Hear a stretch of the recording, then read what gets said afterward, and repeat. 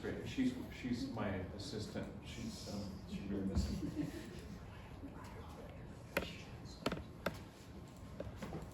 So one of the things that I wanted to do was to allow us to present, introduce ourselves. And I always like it, the 30-second introduction. Why I'm here at the university, what brought me here, what my passion is, what I do, and why I'm here at this presentation. So if we may, could you give us a brief introduction of yourself, please? Namaskaram. My name is Gitam, and I'm a Kuchipudi practitioner. Sir, I have a master's and PhD in dance, but culture has always been my interest. Being a dancer, I used to always wonder how, for every 100 kilometers, depending upon their social conditions or economic conditions or their belief systems, the culture changes. So that made me take up another PhD in cultural studies. Right now I'm doing through Ramayana. So, and this workshop I'm really excited about, because I really hope that, and I'm sure that I learn a lot about living cultures and their background and their different varieties. Thank you. Thanks. Welcome. I'm just going to continue going down, so you'll see the pattern, and then I'm going to start up there. So by the time she's finished, we're going to put you on the hot seat. Please introduce yourself. Myself, Nikita. I'm a Carnatic musician. I'm right now pursuing my PhD in Carnatic music. I did my master's in Carnatic music, and I'm working as an assistant professor in Fine and Performing Arts department here. Oh, fantastic. Yeah. Okay. And what did you want to get out of our presentation today? What would you like to come away with in our presentation today? I actually looking forward, looking at your title and the project title ma'am shared regarding the spiritual and visual arts. So we were very interested. This is a very great opportunity for us to know more about it. So that is the reason I am here. Great, thank you. Thanks very much. And I want to encourage everybody, as this is a dialogue. I'm at British educated in art school. We don't lecture that much, except when I'm in China, where we lecture a lot, because that's what they want. But in Britain, we just have a dialogue. So feel free to raise your hand if you have any questions on something. I have the agenda in my mind, so I can keep us all on track. But if anything comes up that you're particularly interested in, just raise your hand and just say, can I ask, and bring out your opinions. They really matter here. Thank you. Could you introduce yourself, please? Good morning. Good morning. I'm Parvaja from the Department of English. Very good. And what brought you to the presentation today? It sounded very interesting and we wanted to be a part of it, to learn. Well, thank you. Hello sir, I'm Sushma Raj. I'm a faculty in English.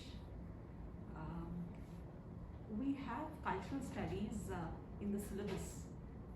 So we do have cultural studies in PhD program as a paper, as well as a master's program. So we would like to take some insights from you about it. Okay, great.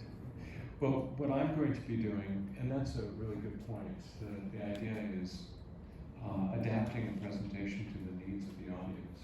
So I'm going to try to flesh out what is most important here, and we can talk about that, and I can also share my own experiences with interdisciplinarity, practice-led research. I come at it as an artist, but I'm also trained in the design of curricula in New York, which is very administrative. But once one has decided to create a specific program, the idea is how do we lead the program? And what are the resources that are needed, and the staffing. Very often the leadership has to be sacrosanct, because they have to bring it through all the challenges of it's being established, especially if it's a new type of program. When we don't know what it looks like, that's good. That's a really good thing. If we don't know what it's supposed to look like, that's also good. That means it's adapted to being a novel program. And then once we see how it works with the students, it's not like importing something from another country and saying, well, this seems to work for them and we're going to do it here. That's not a bad idea for some disciplines, such as mathematics, maybe. I learned mathematics from a gentleman named Dr. Sergei Yuzvinsky, and he came over from Russia. He spoke no English in university. And I realized that he didn't need to speak any language other than mathematics, so I had to understand that. Mathematics transcends a lot of areas because maybe that's the way it's made. Art does not. Art really is about our looking at ourselves through whatever lenses that we need to look at ourselves through. One thing that brought me to look at Indian contemporary arts, which is, I'm a contemporary artist, was that there was a lot of talk on the post-colonial. And I thought, well, what happened there? It's like 47, and then all of a sudden somebody said, it's post-colonial time, right? And then it's like, and I understand that, that's one of the lenses. When we look at Shantiniketan and developing its own identity before, while it was British, but then the sense of Indianness, because it's the Shantiniketan brand, Indianness. And then what was happening in Mumbai, which is rupture, materials, exploration, looking towards the outside, which was happening also in other places in the world, especially places like New York, and then in France. How does art really transcend the idea of what we think it should look like? So they created these two forces of antagonism, and through that something came out of it. People created positions. That was fascinating. That was interesting. That is the question. There is no answer, I think. We have to take a position when we create a program, and we have to say, this is my vision, and not everybody's going to understand the vision.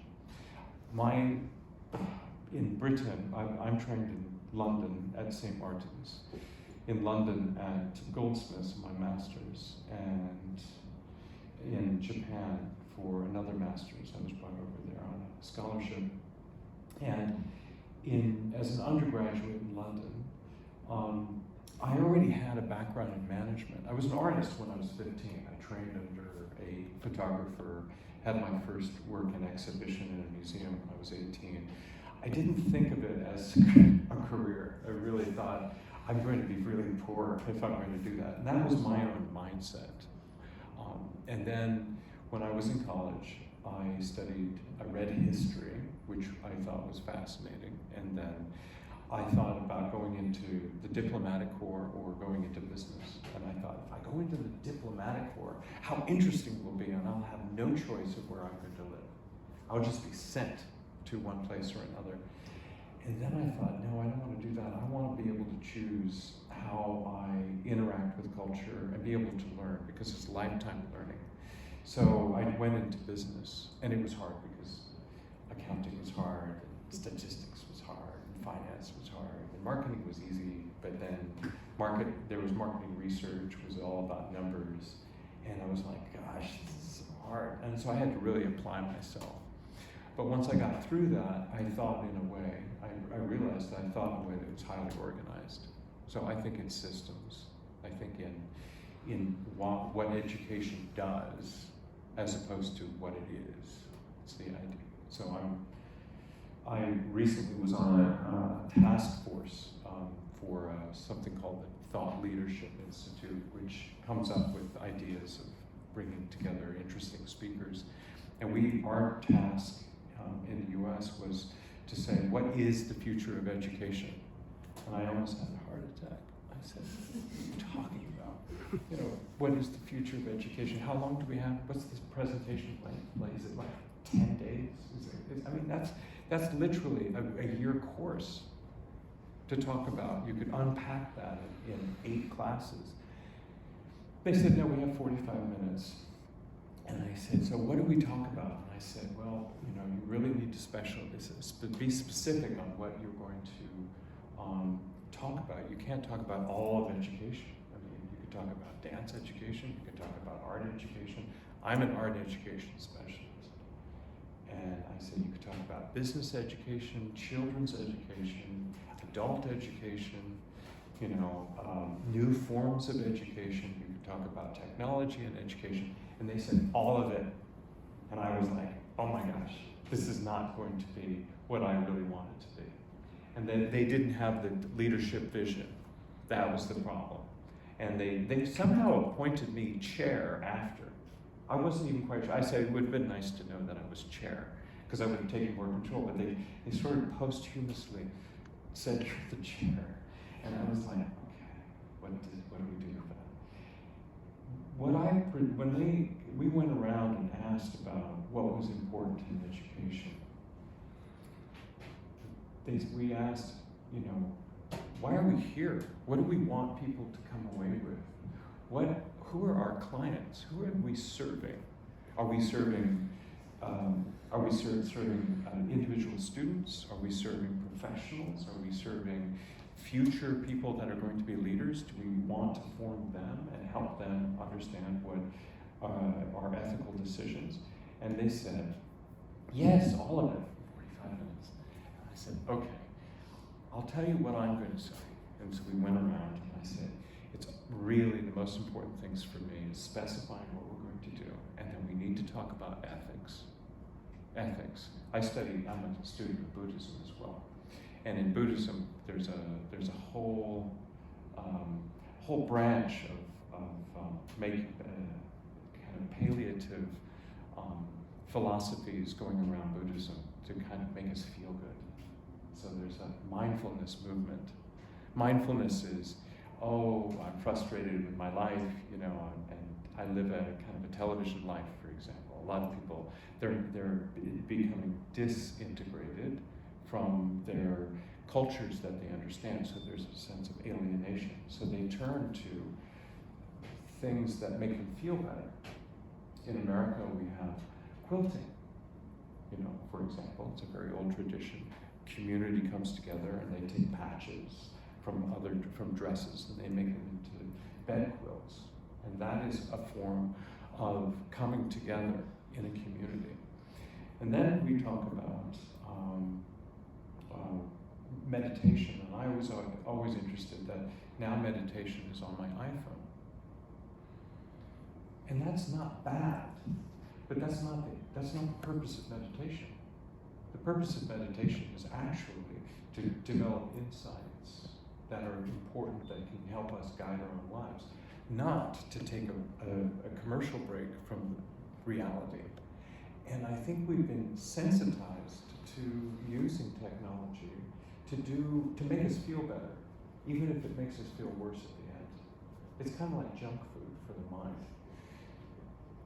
So I said ethics is really important. And I gave that example of Buddhism. What is Buddhism without ethics? It's not Buddhism. You can't have Buddhism without ethics. The whole idea of the community, Sangha, is core to what you're trying to do to make people suffer less. So I said, we need to look at education as a way of understanding what are the ethics, what are our obligations. And the other thing is, what are the guiding forces? I mean, if we don't look at what's controlling education, then how can we expect to talk about the future? So I said, we have to look at profit, we have to look at power, we have to look at players. So they said, oh, we want to talk about technology and how it's changing education. And I said, what's behind technology? And they said, money and power. And if we don't address those things, then we're not doing our job.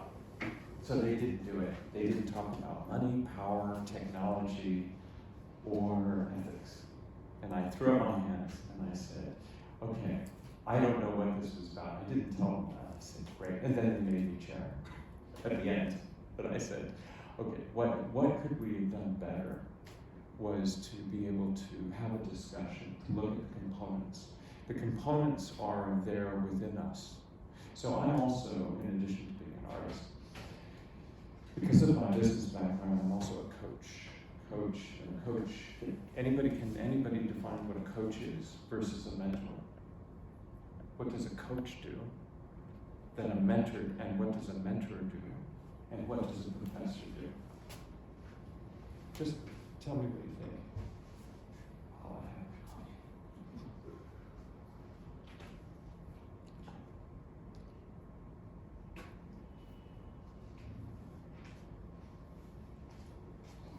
Probably a mentor has a personal touch. Say again? Probably a mentor, he has a personal touch to this. Absolutely. A personal touch. And that's a very good word. I've never even heard that word used, a personal touch. So the mentor might give something of themselves as a sense of guidance, a personal touch. What about a coach, leadership coach? I'm a leadership coach. It's a very subtle thing.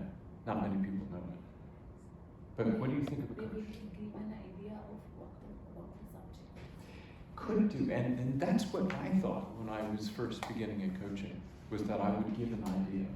Like a football coach, right? So I'm gonna say, you gotta do it this way.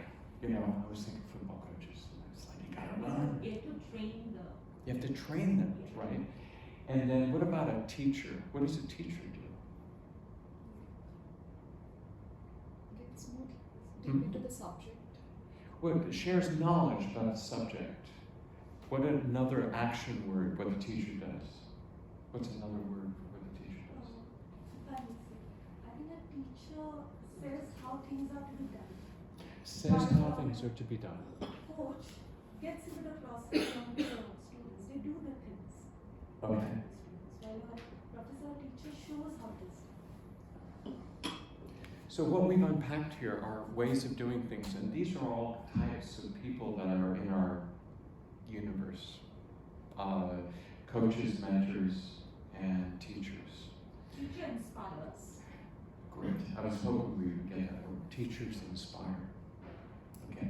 Anecdote coming up. Anecdote alert. So I was an undergraduate, and I was at St. Martin's. I was in the first year. We had this huge space. I was untrained as a sculptor, and we were all in this place that used to be an auditorium and a stage. And I was center stage because just like that was, I wanted that space. Because from the stage I could see everybody. But nobody was coming in, and I said, where is everybody? And one of the students said, I don't know.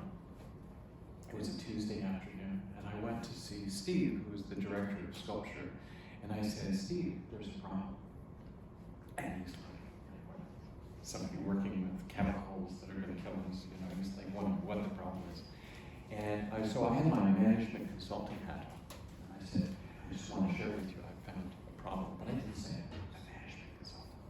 I said, I see a problem, and he said, what's the problem? I said, nobody knows what they're doing.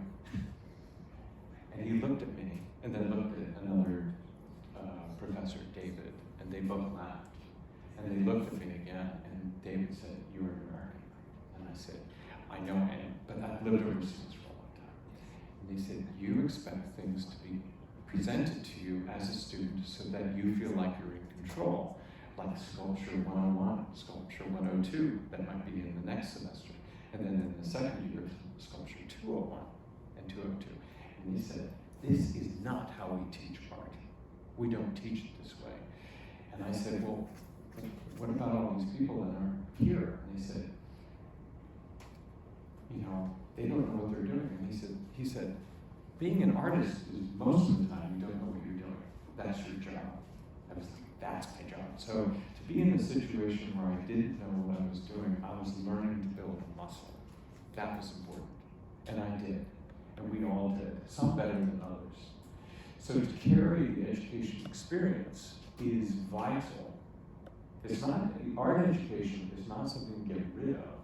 It's a continuous inspiring mechanism that we carry within us to constantly jump into situations where we don't know what we're doing.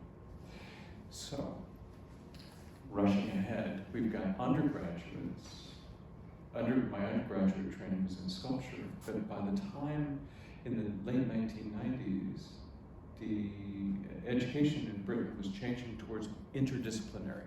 And they didn't really know how to do it because you had the painting department, you had the ceramics department, you had the sculpture department, you had printmaking department. They were completely siloed, like tribes. They didn't like each other. Oh, we were great, but we had big boots, and we would march around like that. The painters were covered in smocks and covered in paint. I'm sure they didn't paint themselves, so they would look even more, aggressive. So it was really tribal. And then by decree, it became interdisciplinary. And I said, now we are all one. I was like, God, what does this mean? I did not stay at St. Martin's for their master's program because I knew they hadn't kind of gotten into their stride. But at Goldsmiths, it was always interdisciplinary, where I had been for a long time. So I said, I took everything that I had learned that was compartmentalized in a way, and then I broke free and then moved into another discipline, which was painting. Because I was no longer constrained by sculpture. I could do anything. And I said, why have I flipped from painting to sculpture? And then one of my tutors said, that's normal, because you're in a place where you have permission to explore something. And then I had an insight. That means the whole experience of art is a potential of flipping into something else. So the interdisciplinary is actually one of the most attractive things when we interface sculpture with performance, and that's what brought me into performance. I built the muscle. If I hadn't built the muscle, I wouldn't do it. But I built the muscle, and then I took my studio, I was bringing my studio over to Europe, so I had bags full of very heavy corrugated tubing, and inside of that I could put linen, canvases, and then I could stretch those canvases in Germany or in Holland, and then I could make the paintings in other cities, and I thought that was really interesting. It was like, gosh, I'm really making my life really difficult. New York's really expensive, but I wanted to find community. So I brought my paintings to communities, and it was some years ago. I was in Holland, South Holland, and I was making this whole new painting series, and it rained every day, and the oil paint wouldn't dry, and I couldn't do it. I was so frustrated. I couldn't finish it. I mean, I had to abandon the paintings because they were just still wet after a month. I mean, you can't, there's nothing I could do about that. I couldn't leave them there. And so I realized that I looked at why I was moving overseas. It was to find community. And then in 2012, I was contacted by the museum, and I had a dialogue with them in Brazil. And they said, what do you want to do? And I said, I'm going to do something about Brazilian culture. They said, oh, that sounds nice. And I said, great, yeah, we're going to do an installation, and it's going to be about archaeological excavation, and I'm going to make all these things that are indexing local indigenous groups. I'm really excited about doing that. So there's a sense of making totems. I'm interested in magic as an artist, but making totems and making objects that I would see in books or on visits with indigenous artists, and then try to recreate them. That's what we were doing in our studios in London. We would go and see somebody else's work, and they would see our work. We would say, oh, I'm going to do that. Oh, my friend was making circles, I'm going to make circles. Or my friend was putting on a wig to look like Andy Warhol. And so we're like, well, I can't look like Andy Warhol, but I want to do that. I want to make these videos that are like experimental, and then I contacted the museum, and they said, okay, you're in for a show. It's great, everything's good. You have a solo show. I said, great. And then I said, somebody asked me, what are you going to do? And I said, I'm going to do something on magic. They said, oh, magic. How are you going to do that? I said, I don't know, I'm going to contact a shaman. And I had already worked with shamans. I was raised partially by somebody who was shamanic. who was a caretaker when my mother and father were traveling. They would leave me with a First Nation lady. And she was very much connected to shamanic processes. She opened the door for me. And so I looked at, I didn't tell the museum, I thought that might scare them a bit. I'm going to work with shamans. It's not something that happens every day. But I put out contacts with people and I said, do you know any shamans? And they said, well, we know this group. I asked a poet, he asked somebody else, and then I had the introduction to the head of this group, shamanic group. And shamanism in Brazil, many types, but this type was called candomblé. Candomblé is what's called syncretic religion. Syncretic being, does anybody know what a syncretic religion would be? What is a syncretic religion? What does it sound like? So they adopt from the good things about other religions. Exactly. And so this was adopting the good things about Christianity and the good things about indigenous African traditions, because there's a very big African community in Brazil historically through the slave trade mostly. And they connected with that and they brought these two together into almost an art form. So I met this gentleman who was the head of this, his name is Cabela, and I said, I'm really glad to work with you. And I said, Cabela, why do you want to work with me? I mean, it's a good question. He said, well, I've always wanted to make artwork and show it at the museum. And I said, excellent. And he said, why do you want to work with me? And I said, I want to learn about magic. And did I learn about magic is not the point. And a very good friend of mine was doing that as well. We didn't even know, a very good friend of mine who's a video artist and performer named Ben Judd was working also with shamans. I just had no idea. He's a very close friend.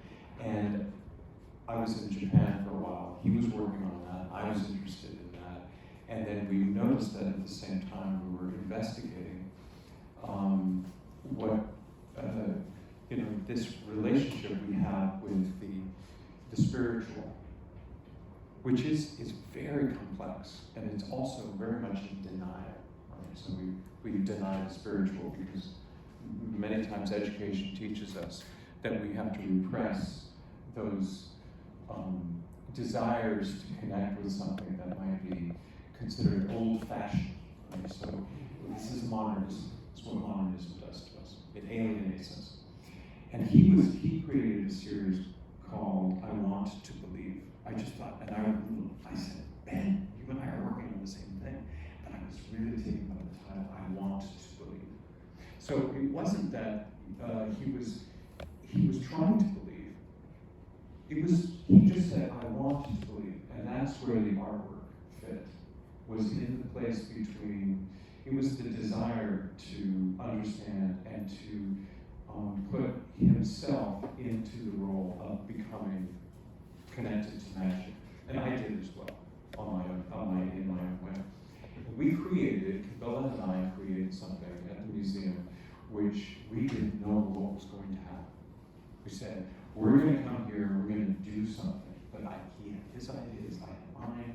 He speaks Portuguese, I speak English, neither of us speak each other's language. But we had the language of art.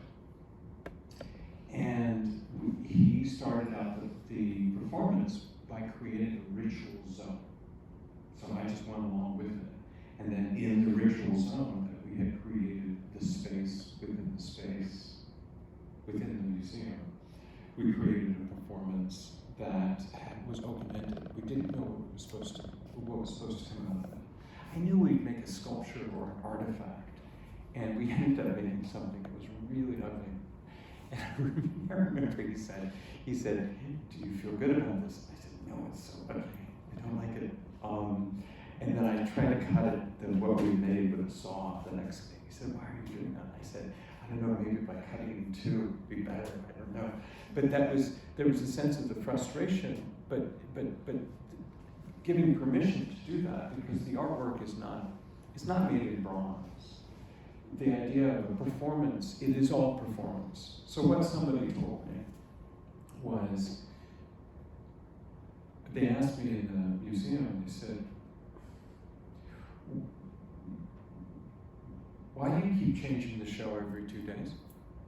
And it was full of sculptures. And I said, because the show is a studio, and that's how a studio works.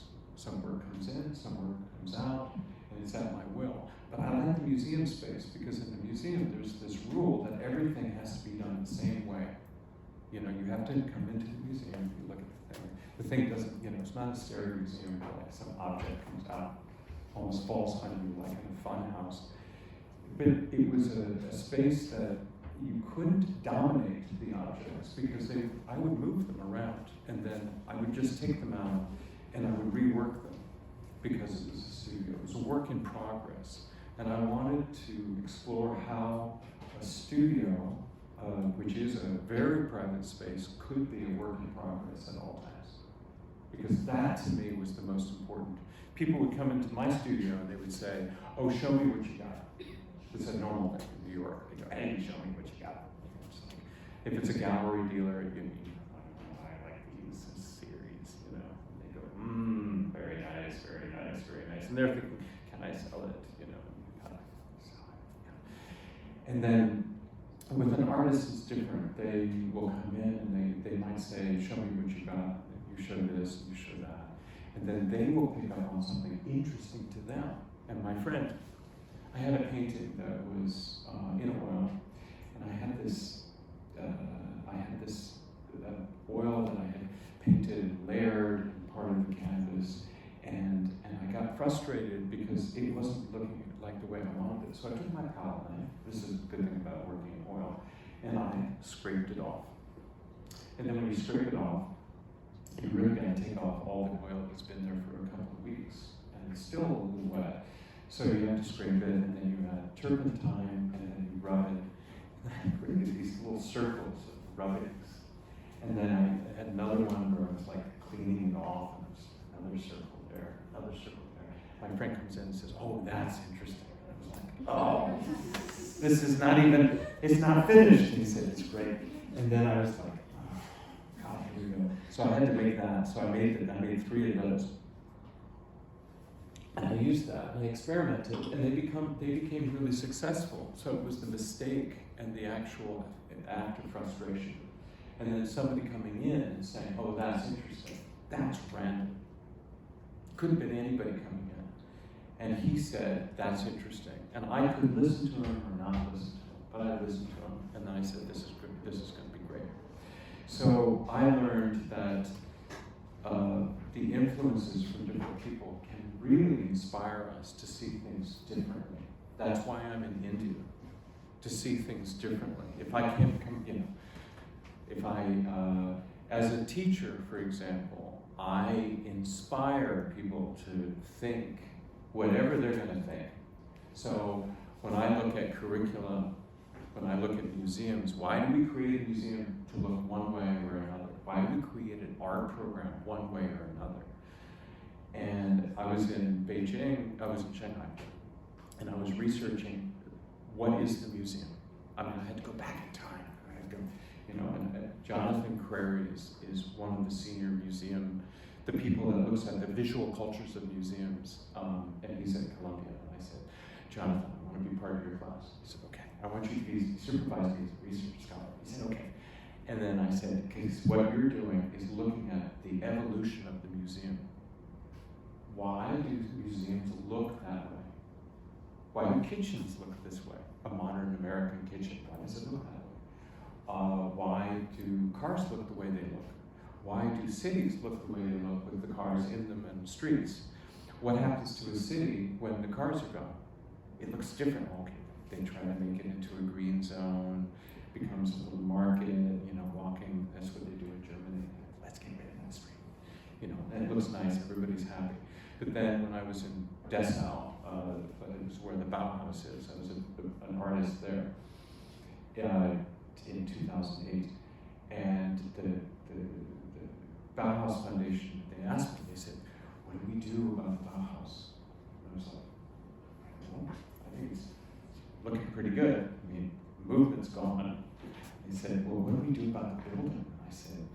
put artists in it. That would be nice.